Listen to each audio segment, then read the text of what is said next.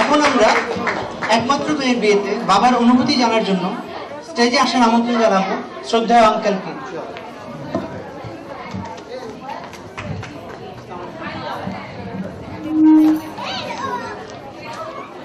আসসালামু আলাইকুম। আমার অতি আদরের মেয়ে তামিনা হোসেন দিদি শুধু আমার একা না, আমরা বাকি 6 ভাই 3 বোনের অত্যন্ত আদরের মেয়ে ছিল দিদি।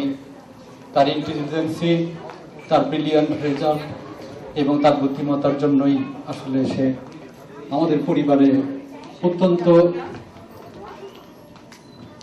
নম্র, ধীর, স্থির এবং জ্ঞানের পরিচয়ের মাধ্যমে সবার হৃদয়কে দখল করে নিয়েছিল। আজকে যখন ওর বিয়ে দিচ্ছি, এটা আল্লাহর হুকুম এবং দুনিয়ার নিয়ম অনুসারে আমার দেশে আমার সকল ভাই ও বোনরা একটা কথাই আমাকে খালি বলেছে, ভাইয়া আপনি ভেঙে পড়েন না, মেয়ে আমাদেরও, এটা আল্লাহর হুকুম, আপনাকে বিয়ে দিতেই হবে।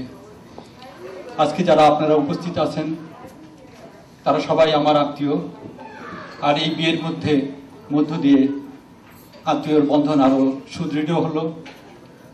আশা করি সবার সাথে আমার সুসম্পর্ক, যোগাযোগ এবং সার্বক্ষণিক আদান প্রদানের একটা পথ উন্মুক্ত হলো বলেই আমি মনে করি।